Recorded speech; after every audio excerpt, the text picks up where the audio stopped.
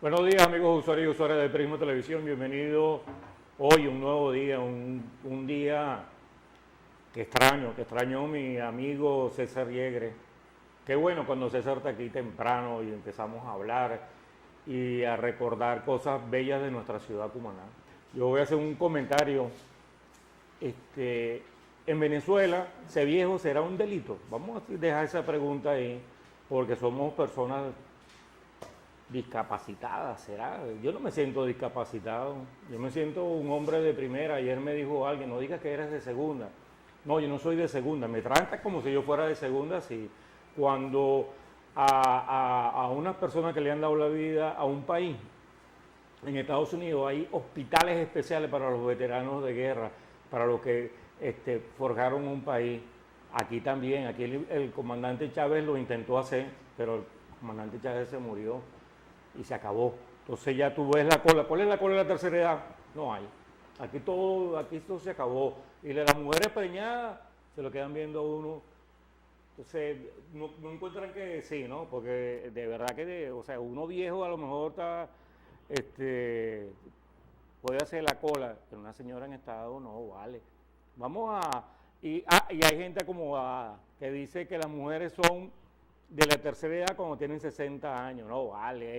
En un gym, los viejitos de 60 años pagan la mitad de,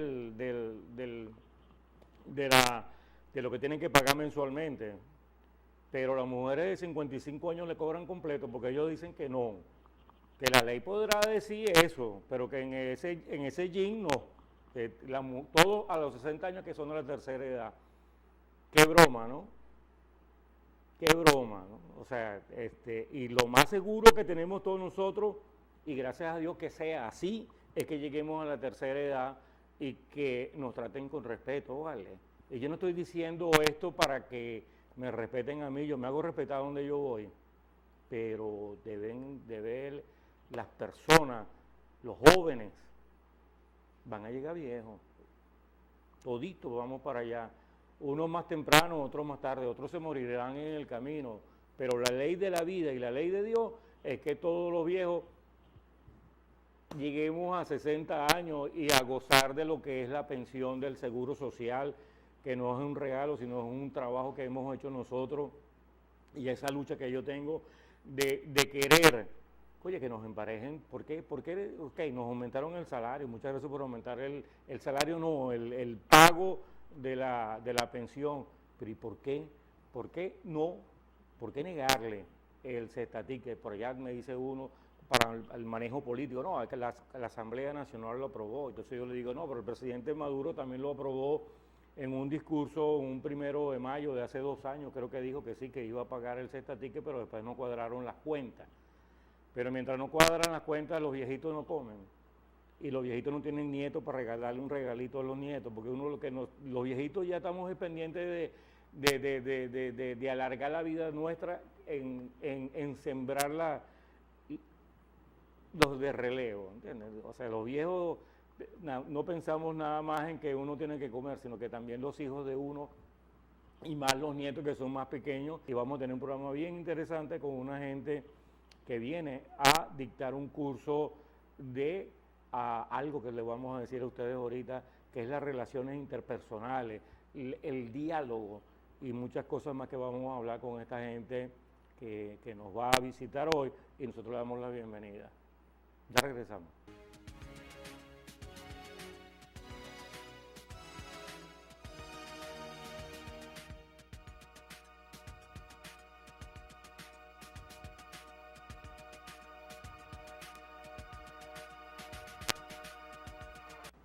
Bueno, y de regreso estoy con el doctor León Arismendi, experto laborista, director del Instituto de Altos Estudios Sindicales. Que bueno, y Nelson Landay, coordinador del programa del INASIN. Y Carlos Peña, que es amigo de esta casa, fue el que regañé, a ustedes no lo regañé, sino al vaquiano, ¿verdad? Que es el que trae a los visitantes. Nosotros damos la bienvenida. La visita de ustedes específicamente es para dar este curso en el INSE Sucre hoy y sí, mañana, 2 días. ¿A quién va dirigido esto y de qué se trata? Bueno, y bienvenido, ¿no? Muchísimas gracias. Lo primero es los buenos días. Pues, y mira que bello nuestro estado Sucre, que se te ve ahí completo detrás de caramba, usted, ¿no? qué bueno, qué bueno. Tenía unos cuantos días sin venir a Cumaná. Como que me siento agradecido de tener esta oportunidad. El Instituto Nacional de Altos Estudios Sindicales pues, es una organización que se ocupa de la capacitación, como lo indica su nombre, de los dirigentes sindicales, ¿no? Es un esfuerzo para lograr que quienes se ocupan de esa actividad tan importante en defensa de los derechos e intereses de los trabajadores, pues estén permanentemente al día. Hoy lo que venimos a hacer es una especie de taller vamos a decir, de refresco de un tema que es cardinal en las relaciones laborales, que son las negociaciones, los acuerdos, el diálogo social, como lo denomina la Organización Internacional del Trabajo, que estimamos nosotros que es fundamental para que las relaciones de trabajo marchen bien.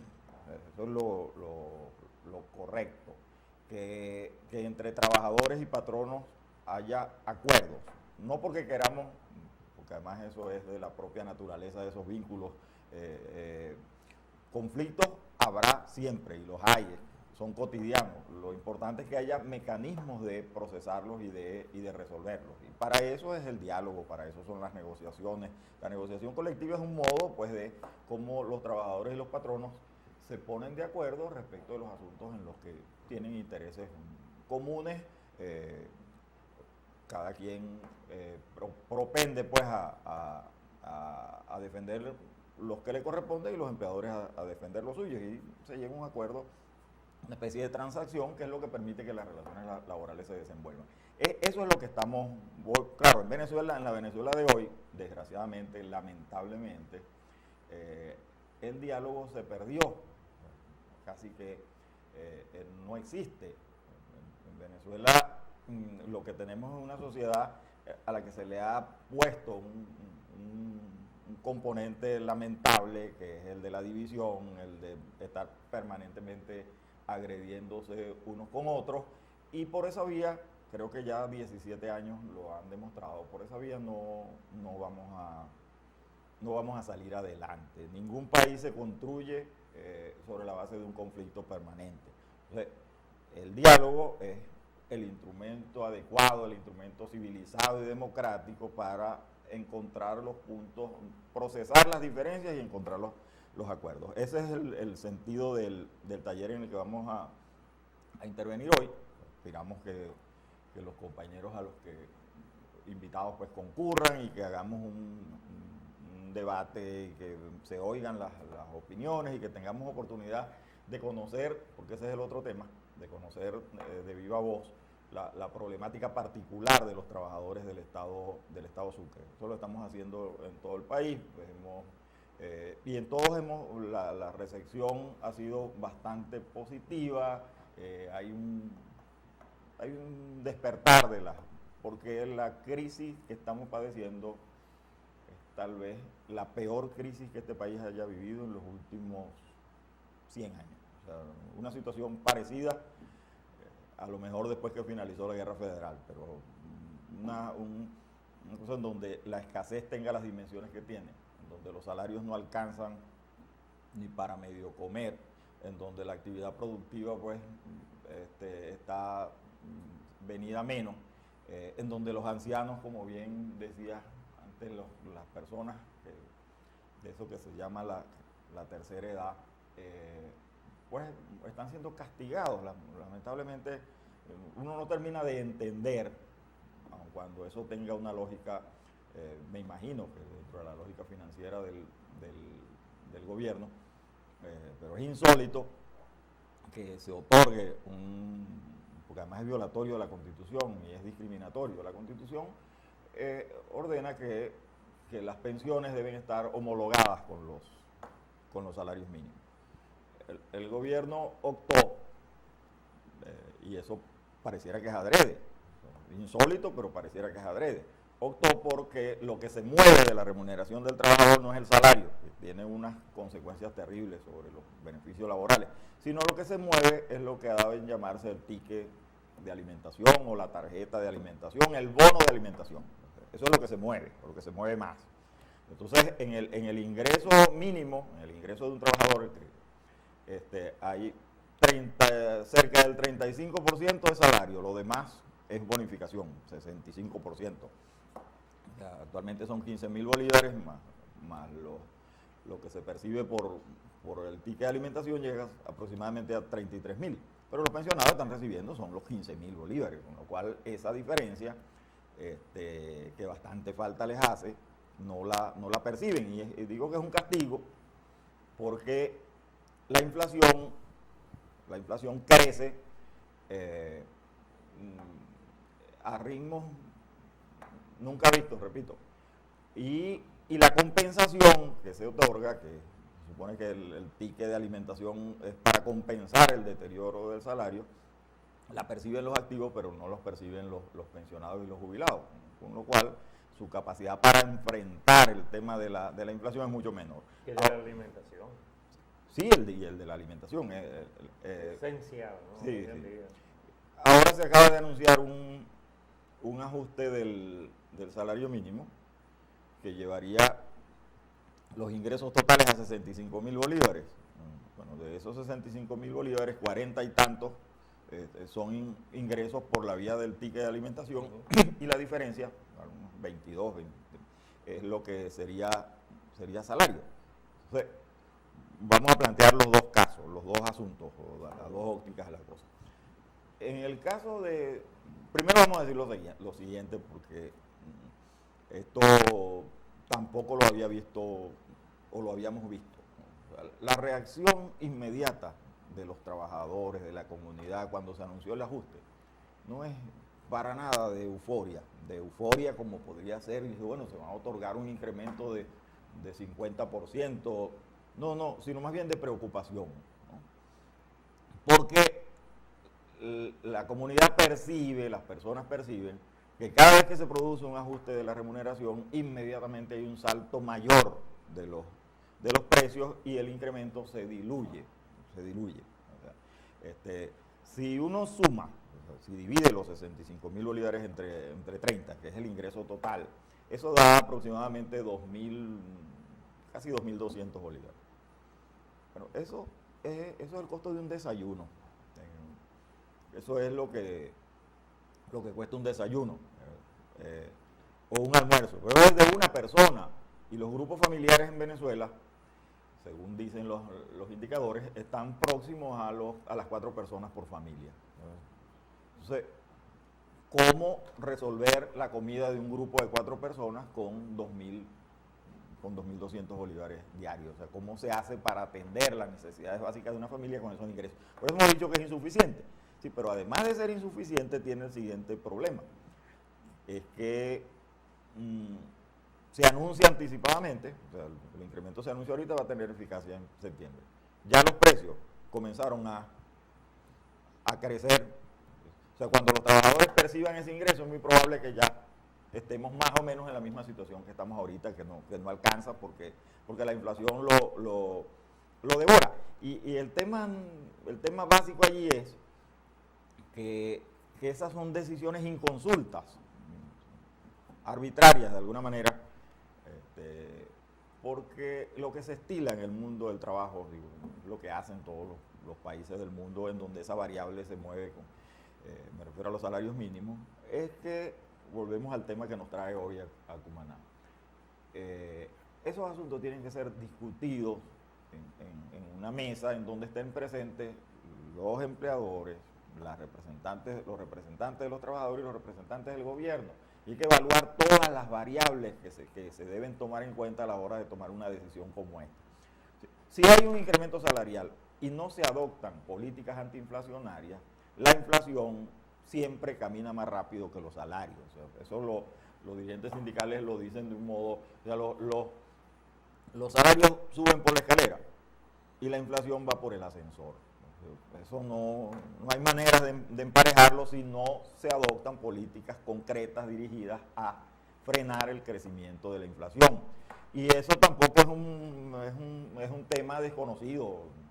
Eso es un asunto por el que pasaron casi todos los países de América Latina. En América Latina, la mayoría de los países tienen inflación por debajo de 10%, que es lo correcto. O sea, una inflación bajo control.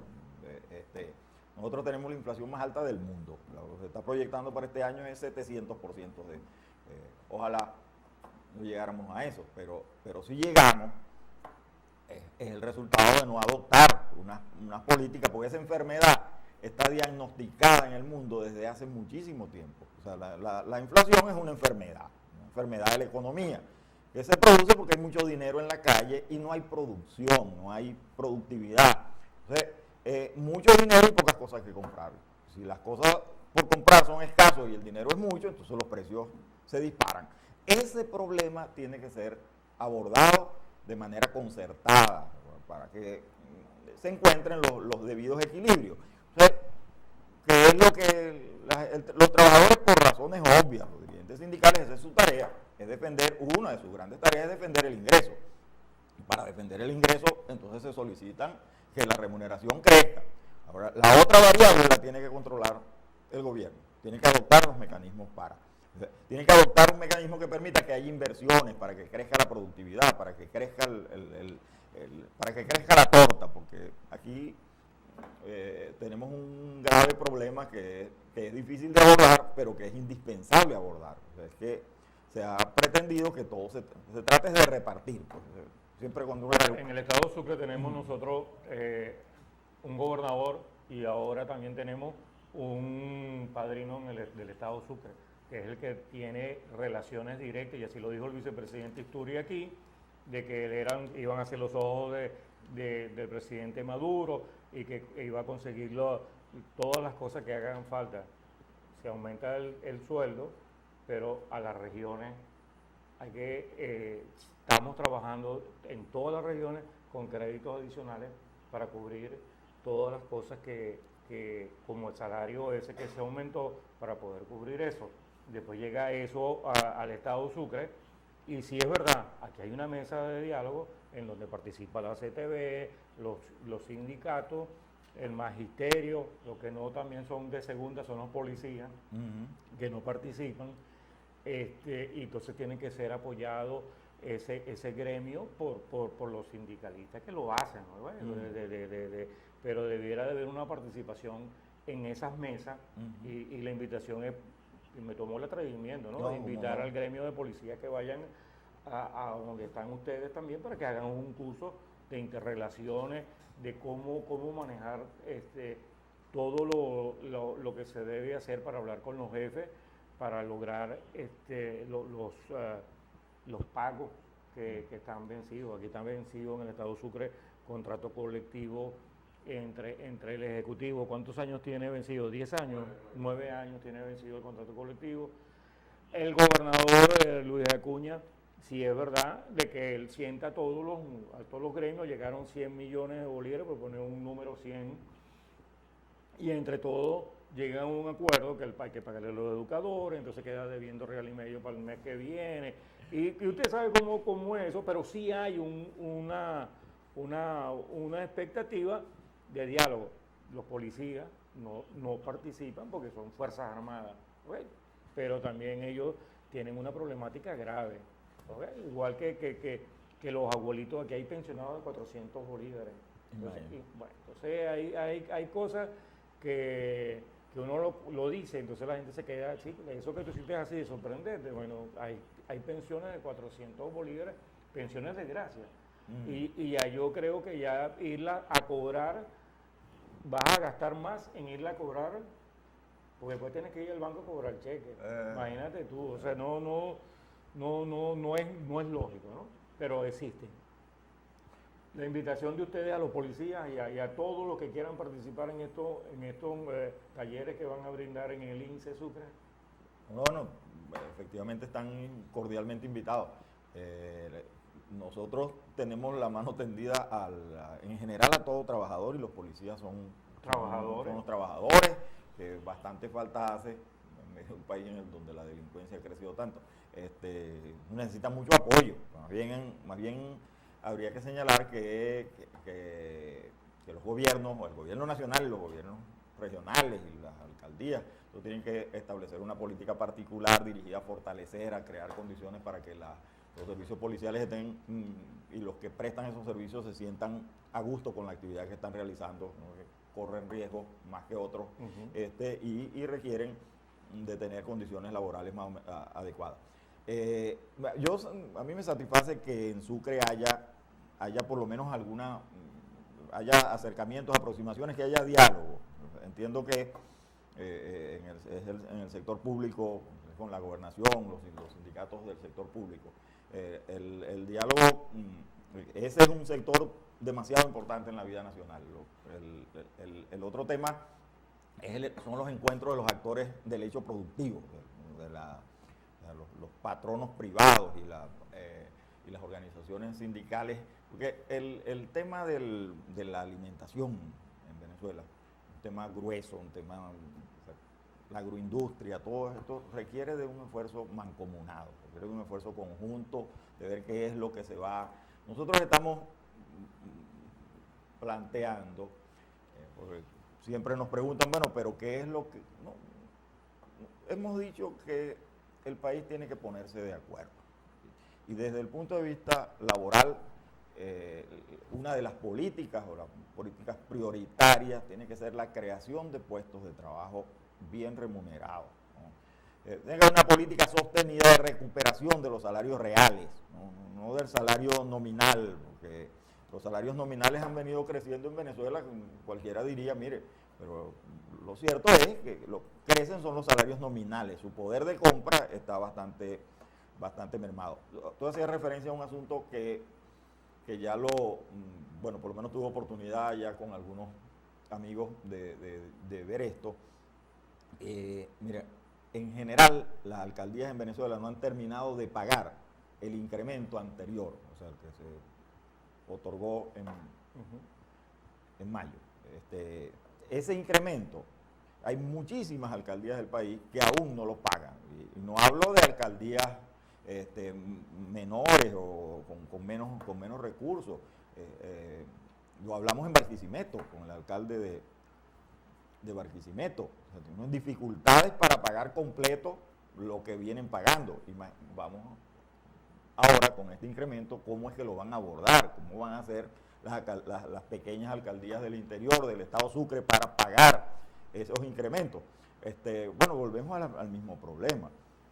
El gobierno, si impone esto unilateralmente, debería proveer los recursos para que se pague, porque, bueno, las alcaldías y los municipios tienen una fuente de ingresos, porque la fuente de ingresos son los impuestos. O sea, ¿cuánta capacidad para pagar impuestos tienen? Ese es el otro problema, la otra cara del asunto. Yo no tengo dudas de que ese incremento para nada va a afectar a las grandes empresas. No son ellas las que van a sufrir el principal impacto. La preocupación nuestra viene por el lado de los pequeños, o sea, cómo del pequeño negocito del abasto, del cafetín, de la panadería, de estos negocios pequeños, ¿cómo van a hacer para pagar el incremento? Sobre eso tendría que haber algún estudio, alguna propuesta seria, porque si el resultado del incremento es que se reducen los puestos de trabajo, entonces las cosas se van a poner mucho que peor. No es que tener un ingreso X a no tener absolutamente nada. Vamos a preguntarle a León Landae. A Nelson. El contenido del curso. Bueno, este es un foro que está enmarcado en un proyecto de fortalecimiento de las organizaciones sindicales que venimos desarrollando desde el año 2014 y lo venimos desarrollando en 11 regiones del país. Caracas, Vargas, Miranda, trabajamos en Caracas, Aragua, Carabobo, trabajamos en las dos regiones, Portuguesa, Lara, Barinas, trabajamos en Portuguesa y Lara, Anzoátegui y Sucre, Bolívar, Táchira y Zulia.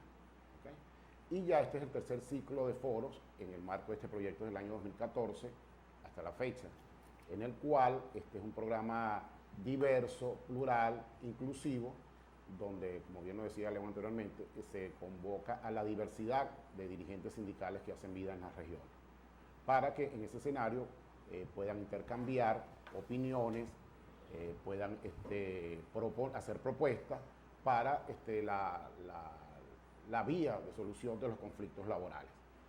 En esta oportunidad, bueno, en el marco de este proyecto, hemos desarrollado 4 módulos de formación.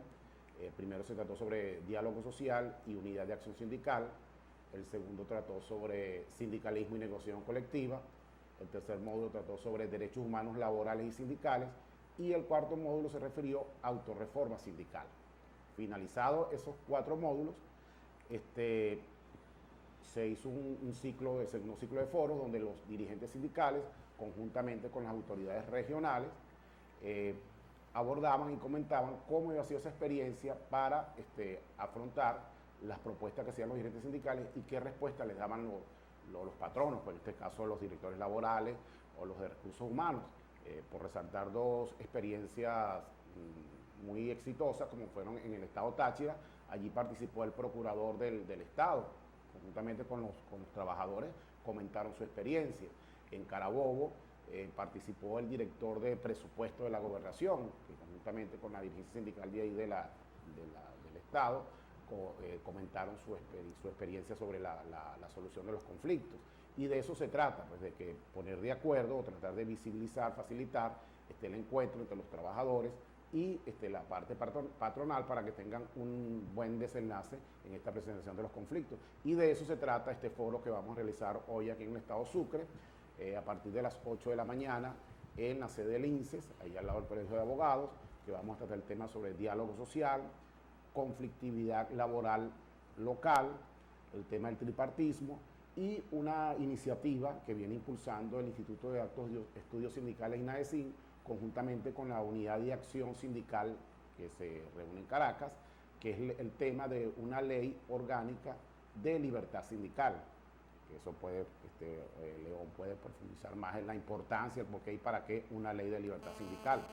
Entonces de eso se trata, que estamos en todas estas regiones del país trabajando, llevando esta propuesta, tratando de acercar a los dirigentes sindicales.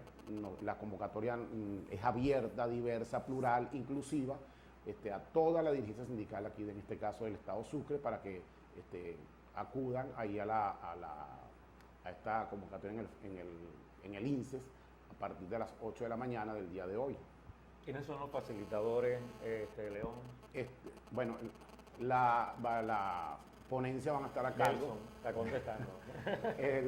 La ponencia van a estar a cargo del doctor León Arismendi, él es experto laboralista, como bien lo mencionaste anteriormente, es consultor externo de la OIT, director de nuestro instituto, y va a estar acompañado por el doctor Pedro González Marín, quien es profesor de la Universidad Central de Venezuela y forma parte de la plantilla de facilitadores también del Instituto de Altos Estudios Sindicales INAESI.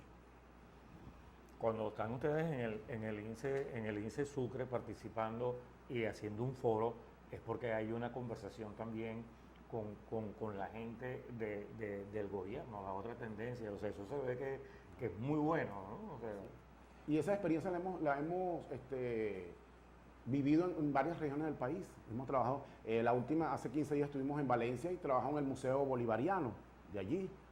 Hemos trabajado, por ejemplo, en Portuguesa, en la sede, en la casa sindical que está, digamos, liderizada por el sector del oficialismo, pero eso no es el tema, sino simplemente queremos precisamente el encuentro de los diferentes tendencias, pensamientos de los dirigentes sindicales para que en un escenario apropiado puedan intercambiar sus opiniones y ponerlas en el tapete para que, bueno, se pongan de acuerdo, discutirla y plantearla y, bueno, al final del día ellos se pongan de acuerdo para una solución conjunta, una unidad de acción. En cuanto a contratos colectivos en la República Bolivariana de Venezuela, ¿ustedes tienen conocimiento de cuántos están vencidos, cuántos están por discutirse y cuáles fueron firmados en los últimos tiempos? No, bueno, la discusión, las negociaciones colectivas en el sector público venezolano vienen arrastrando un retraso demasiado grande. Para eso se ha echado manos de una cosa que en este proyecto de ley orgánica de libertad sindical queremos terminar de suprimir. Se creó una cosa que se llama mora electoral, según la cual si una organización sindical no ha hecho su proceso electoral, entonces la junta directiva queda como que, lo dirían los colegas míos, en capitis diminucio, como disminuida su capacidad de acción.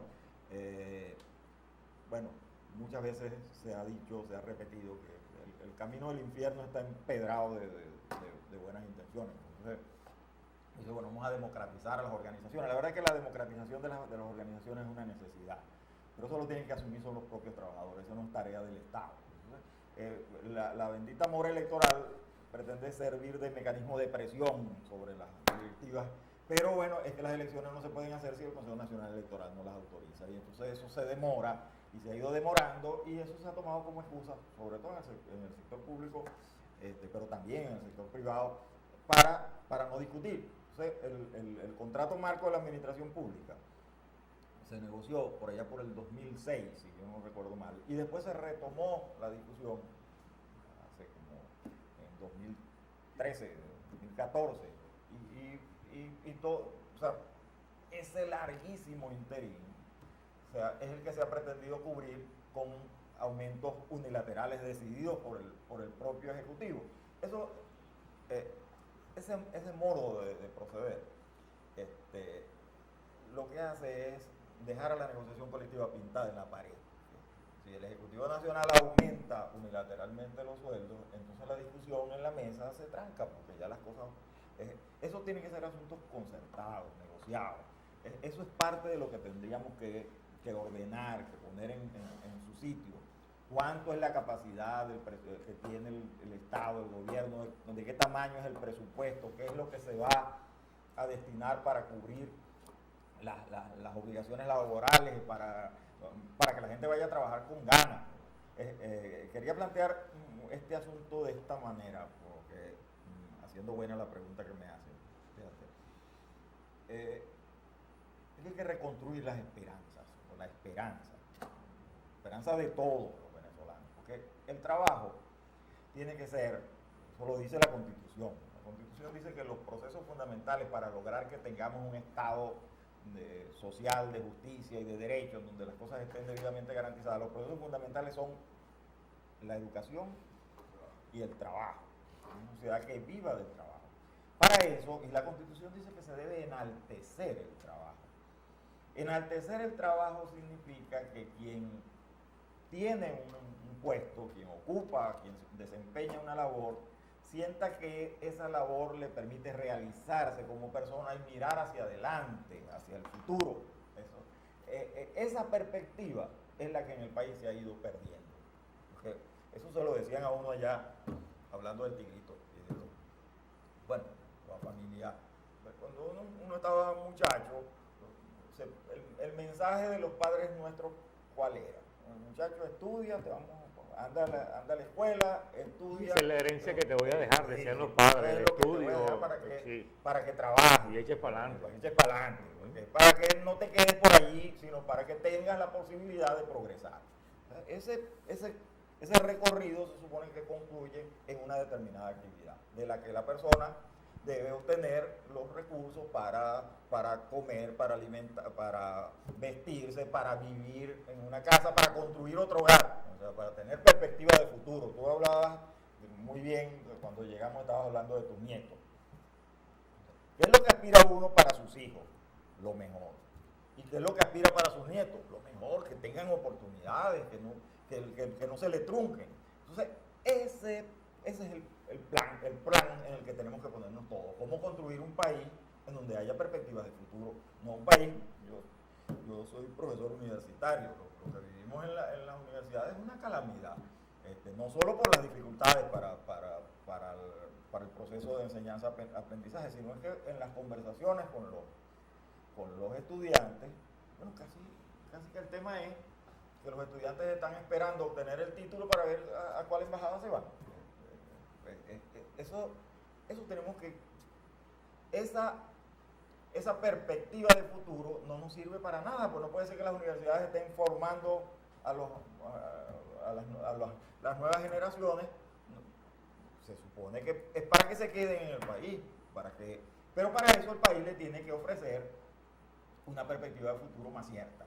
De eso se trata. Entonces hay que recomponer las relaciones laborales, hay que retomar el cauce perdido, encontrar los caminos adecuados para que haya... La administración pública tiene que prestar servicios públicos, ¿no? Tiene que ser servicios cada día mejores. Ahora, esos servicios lo prestan unas personas que tienen necesidades. La educación la imparten unos señores que son maestros y profesores. Ahora, para que esas personas hagan bien su tarea, es necesario que no estén pendientes de que tienen que salir corriendo hacia una cola porque si no, no viven. Aquí, el drama, uno de los dramas, la verdad es que aquí no hay reunión donde uno participe que se esté hablando de otra cosa que no sea de lo que no tenemos, de lo que hace falta, que si no hay esto, que si no conseguí, que si voy para la cola esta, que si en la cola aquella, que si en eso se le va la vida a los venezolanos. O sea, esa situación es la que tenemos que cambiar para que las conversaciones, entre otras cosas, de los venezolanos sean, mire, el muchacho mío está estudiando tal cosa y va a trabajar en tal otra, para que tengamos un discurso virtuoso, un discurso que nos lleve, que nos abra caminos, que nos cree nuevas ilusiones. De eso se trata. O sea, no de estar permanentemente en una queja eterna. Hay que reconstruir el Ustedes están tratando de tener un diálogo entre dirigencia sindical y enseñarlos a tener diálogo con los que van a negociar, sean personal público o privado. Exactamente. Pero ¿cómo enseñarle a nosotros los venezolanos ese diálogo, ese querer vivir bien y de mejorar las interacciones familiares, populares, de buenos días, buenas tardes, pase, siéntese? Hay cosas que no lo nombro. Tengo que nombrar al presidente Chávez. Chávez fue el precursor de aquí de muchas cosas de respeto en las colas. Vamos a dejar que los viejitos pasen. O sea, se dio un ejemplo que se está perdiendo. O sea, ¿por qué no recuperar eso con las iniciativas que ustedes tienen también? Sí, bueno, pero sí, precisamente de eso se trata. Nosotros en el instituto nos ocupamos de afianzar principios, valores. Nosotros no somos partidarios de un sindicalismo de confrontación. Somos partidarios de un sindicalismo de diálogo, de construcción, de creación de consenso. El tema aquí no es destruir ni al empleador público ni destruir al empleador privado, sino más bien que haya acuerdos para que las cosas marchen mejor. De eso se trata.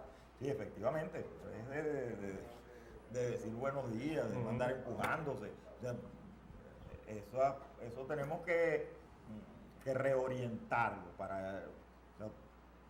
No es que un dirigente sindical entra tumbando la puerta. No, es que da los buenos días, pues, y se sienta y plantea, claro, lo otro, visto al revés, tampoco es el patrono que quiere estar regañando a los trabajadores y dándole dando órdenes arbitrarias. No, es de encontrar un punto en donde haya respeto mutuo, en donde podamos, y que cada quien diga lo que crea. Ese es el otro punto. O sea, nosotros en uno de estos foros hemos insistido en que aquí en este país es necesario reconstruir el sentido común. Hay cosas que son del puro sentido común. Es de sentido común, porque si no se multiplican los panes, si no crece la producción, vamos a tener dificultades para comer todo. Eso es de puro sentido común. Entonces vamos a abordar ese problema. Es de sentido común que si la educación se sigue deteriorando, entonces no tendremos los profesionales que el país reclama. Entonces estamos en el siglo XXI. Este es el siglo de las tecnologías, de los sistemas informáticos, de los grandes avances tecnológicos. Si un país quiere progresar, tiene que hacerlo sobre la base de una educación de calidad, que ponga a la gente en sintonía con esos grandes cambios. Y la otra cosa que es de sentido común, que es de la naturaleza humana, es el derecho a pensar distinto. ¿Verdad? Lo que es la libertad es el respeto de lo diverso. porque los seres humanos todos tenemos manos y brazos y ojos y necesidades comunes, pero todos somos, como dicen por ahí, dicen los abuelos, cada cabeza es un mundo. A ese mundo, a eso no tenemos por qué bloquearlo, sino más bien permitirle que se desarrolle. Pero precisamente nosotros en estas conversaciones oímos a todo el mundo, lo que piensa el que está con el gobierno, lo que piensa el que está con la oposición, lo que piensan los que son neutrales, toda la diversidad de las corrientes de pensamiento. ¿Cómo hacer para enseñarle a esa gente de que Caracas Magallanes son dos equipos diferentes y nosotros los venezolanos generalmente, la gran mayoría pertenecemos o al Caracas o al Magallanes? Hay otros que también tienen La Guaira, en las regiones tienen Anzoátegui, que tienen allá Nueva Esparta, y hay uno en Lara, hay Anzoátegui. Pero tú ves a las personas cuando vamos al béisbol, cada uno con su camisa del Magallanes, otro con la del Caracas, otra con el Anzoátegui, con pensamientos diferentes, pero los une el béisbol. Porque a nosotros no nos une yo con la camisa del PSV, tú con la de Acción Democrática, o la de BP, o la de PJ, o la de cualquiera, o yo del MIR, cualquiera otra, y entonces lo que nos une sea Venezuela. ¿Se podrá? La unidad nacional. Claro que se puede. Yo me puse bastantes años la del MIR, que fue con el partido con el que tuve más empatía. Y después, yo te lo vuelvo a quitar y te lo doy a ti. La del Magia. Ahorita no tengo ninguna, pero Pero Venezuela primero. Claro. Yo soy magallanero. También. A propósito. A propósito, ¿verdad? Ahora, pero te gusta el béisbol. Claro, pues, y más bien eso es una diversión para uno. Dice, mira, te ganamos, qué sé yo, y bueno. Y tantas arepas y la broma. Claro, uno se entretiene más cuando Magallanes le gana al Caracas. Pero generalmente es así, ¿no? Sí, generalmente es así. Pero bueno, hay otros que son de los Cardenales de Lara, y entonces, o de los Caribes de Anzoátegui, y eso es lo que no imagínate. Yo soy de allá del Tigrito, entonces allá hubo lo que hacemos ahora tenemos un equipo propio. Bueno, yo sigo siendo el Magallanes, le tengo mucho cariño a los Caribes, sí. Bueno, pero me gusta que el Magallanes le gane a los Caribes, ¿no? Ahora, eso es parte de la diversidad, eso es lo que hay que respetarlo y más bien verlo como unidad nacional. Claro, de unidad nacional, de eso se trata, de reconstruir la unidad nacional. Aquí no vamos para ninguna parte divididos, para ninguna parte, ningún país progresa en medio de una confrontación que no encuentra término. No, eso es parte de lo que nos ha agudizado los problemas, la falta de acuerdo. Entonces, bueno, nosotros estamos poniendo como norte. Entonces, mira, vamos a reconstruir el trabajo, vamos a construir un país de trabajo, de progreso. El gobierno lo ha dicho también, ha dicho que hay que salir del rentismo y hay que convertir el país en un país productivo. Bueno, un país productivo supone que haya empresas, y el presidente Maduro también ha llamado el diálogo nacional. Ahora ustedes, ya nos quedan 10 minutos, se fue rapidito el programa. Bueno, háganle el llamado y a las personas que participen y que sea de verdad, la asistencia sea buena y que lo que quieran hacer ustedes en beneficio de los dirigentes sindicales de todas las organizaciones sea en positivo para el Estado Sucre y para Venezuela. Adelante, Nelson. Bueno, como dijimos en la intervención anterior, esta convocatoria es amplia, diversa, inclusiva para todos y cada uno de los dirigentes sindicales que hacen vida aquí en el Estado Sucre. Están cordialmente invitados a partir de las 8 de la mañana. De aquí del programa salimos directamente al INSES, al lado del Colegio de Abogados, a partir de las 8 de la mañana hasta las 12 del mediodía, este foro sobre conflictividad laboral, regional, diálogo social, tripartismo, y trataremos el tema, comentaremos sobre la iniciativa de la propuesta de ley orgánica sobre libertad sindical y saludar también la cooperación, la ayuda, el respaldo de los compañeros de la CTV de aquí del Estado Sucre, encabezada por la persona del compañero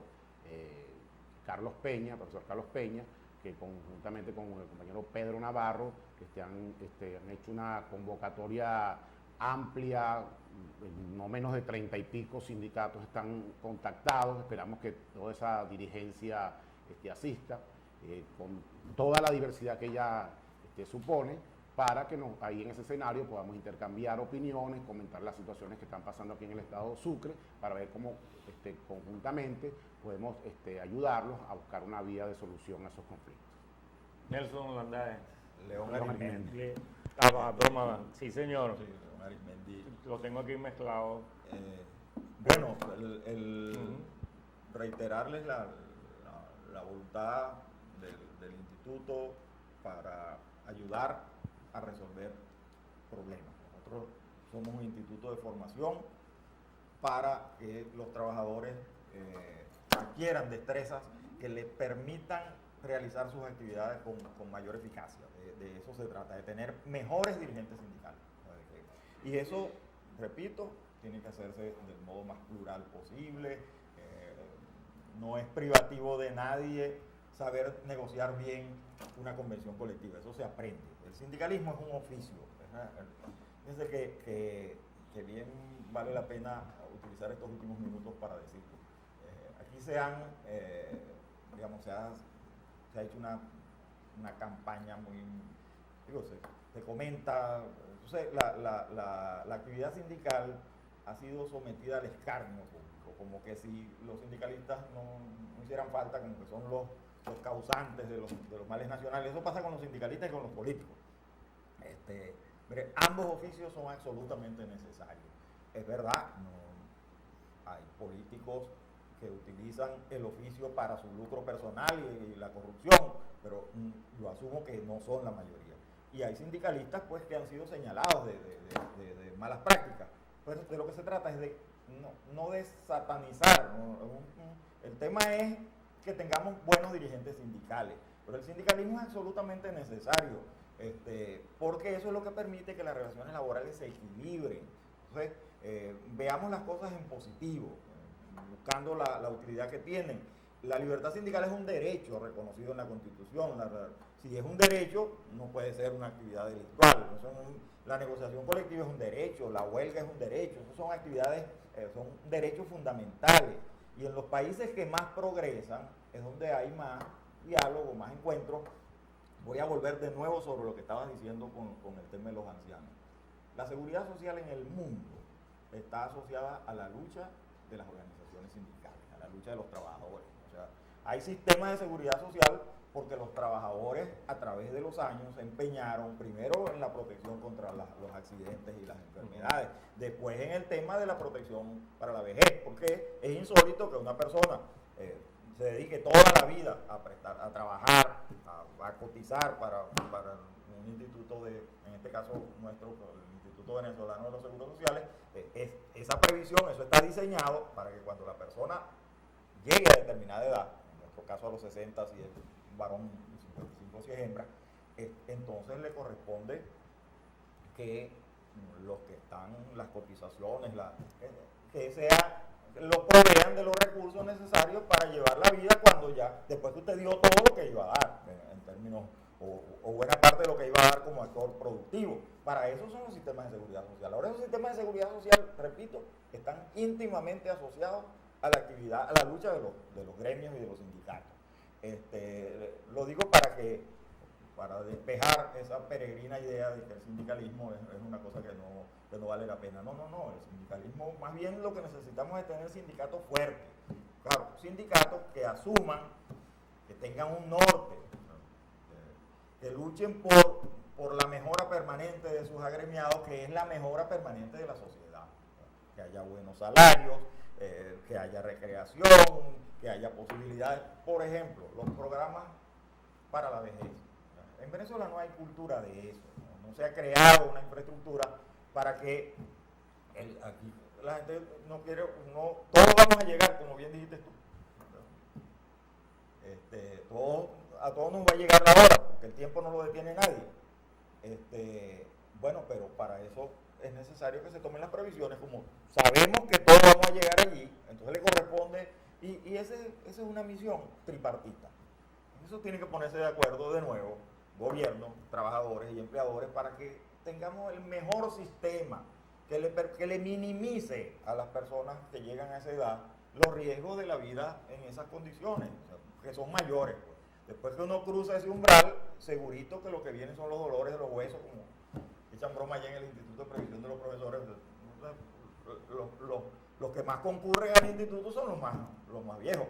Entonces, y los viejos se juntan para, dicen ellos, uno comienza a ver cuál es el hueso que le está doliendo. Entonces las conversaciones giran alrededor, sino de, mire, ¿qué tienes? ¿Qué viniste a hacer para acá? Bueno, a esa parte de la vida vamos a llegar todos. Y el Estado tiene que tomar las previsiones para que esa parte de la vida sea, caramba, para disfrutarla, no para padecerla. Definitivamente, muy agradecido por su participación. Y yo, amigos, ustedes, les digo que somos 3 millones de personas y el gobierno se llena la boca diciendo que cuando ellos recibieron había muy poquito y ahora hay bastante, pero esos 3 millones somos mayores de edad y ejercemos el derecho del voto. Así, cuando yo era jovencito votaba así, ahora voto con una computadora y le doy a quien yo quiera. Oye, vale, o sea, vamos a, piensen, 3 millones de personas se van para aquel lado, se quedan de este lado. Piensen, yo lo que quiero es que le paguen a los abuelos. Esto yo no lo quiero poner político ni nada, ¿entiendes? Pero busquen en la economía del voto. O sea, yo estoy dándole vuelta a todo esto con el único beneficio de que le paguen lo que merece, ¿no? Y eso de una pensión de 400 bolívares, de verdad que es inaudito, ¿no?